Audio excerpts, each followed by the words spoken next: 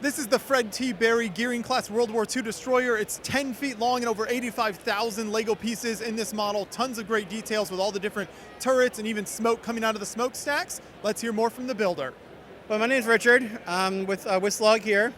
This destroyer this year, it's a Gearing Class destroyer. It's busy in the 1949 configuration, just after World War II. My dad's boat from the 60s, he was in it. This is his modernization part of it. His did have 3 other sections for this ship. Each one does come off and has the aircraft deck, the Fram rocket launchers, and the hedgehogs in the front, but traffic made a little incident this week. So they're in back pieces of my car.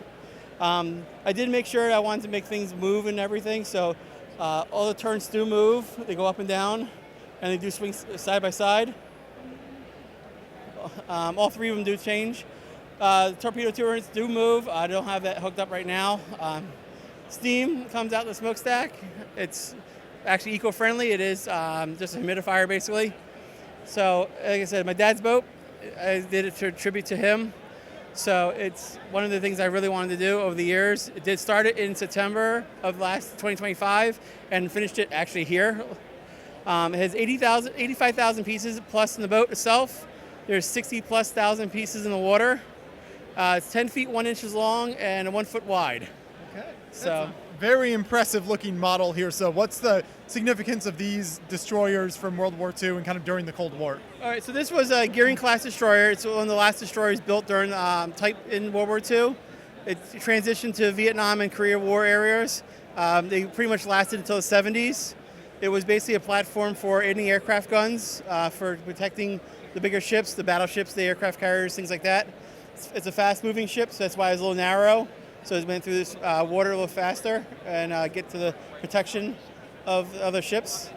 The name came from Fred T. Barry. He was a commander during World War I who went on to command the Akron airships, and he actually went down in it off of, I think, Los Angeles. It went crashed, he went down in it, and they named the boat after him. So that's where the name came from. So you mentioned your father served on this ship. What was your research process like then as you were kind of working on this model? So when I actually asked my dad a lot of questions about it, he is still around. He was not here this weekend, but he is still around. So I got a lot of input from him, got a lot of input from online and some magazines, a lot of pictures taken, a lot of online pictures also. So each class was a little bit different. Each ship was a little bit different. The catering turns at different times.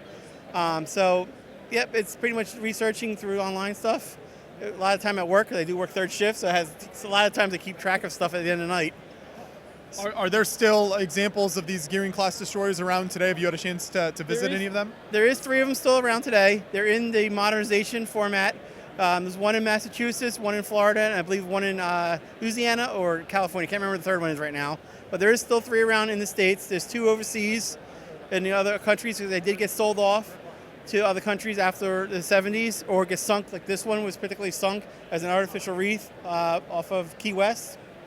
So there's out there. And then, like I said, I'd like to put a little bit of things into it. I like the sailors on the side because they're more of a saluting of the coming into port. Makes it also look like it's slower movement. So, and then for the Star Wars fans, I put Jar Jar in the front with the battle droid doing the Titanic scene, just as a little funny thing to add to the group. Yes, so if you can then take us through kind of section by section some of the weapons and armament that this destroyer would have had. You can start here and just move forward. No problem. So in the back, we do have our depth charges. There's 2 dropping racks and then 2 holding racks. They normally have, they obviously go off the submarines. Right in front of those are some anti-aircraft guns. They're about, I think, the 20 millimeters. Right back there. And then in front of those is one of the 5-inch dual cannon turrets.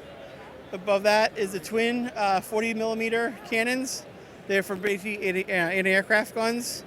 We do have 2 lookout towers in the middle there. In front of that is the torpedo tubes.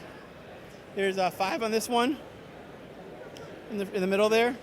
In the front of that is some more twin cannons, 40 millimeters, and then some more smaller 20 millimeters on the sides, and then 2 more 5-inch guns in the front. Very, very impressive work here. So when you bring this to a show like Brickworld, what's the process of transporting that and getting it set up here? So they're in 7 sections. I have them in 18-inch sections because they perfectly fit into a box. So like 2 sections, I actually have the back section and the one right in front of it stacked on top of one another, so they fit in one box. The 2 middle sections, they take the funnels off and they stack on top of one another. The main area there, the bridge, is in its own box, and then the front 2 stack one on top of another also, so it can fit in a small little Subaru that I drive around in. Because basically, when you build this kind of things, you have to plan ahead for your shipping and how you're going to transport it and how you're going to store it in your own house or apartment. Yeah. So, how did you get the smoke to come out of the stacks there? What's that set up? the smoke inside the stacks are basically a humidifier. There is a water bottle inside each stack. So it's basically a humidifier inside. It's producing steam every so often. So just putting humid air in the air. Okay.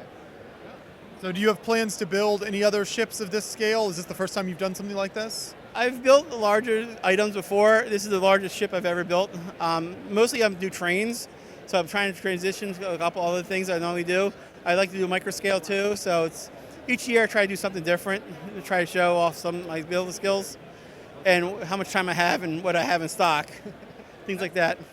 Absolutely. Well, thank you so much for taking the time to build this model and bring it out to the show here. I appreciate it. Thank you very much, guys.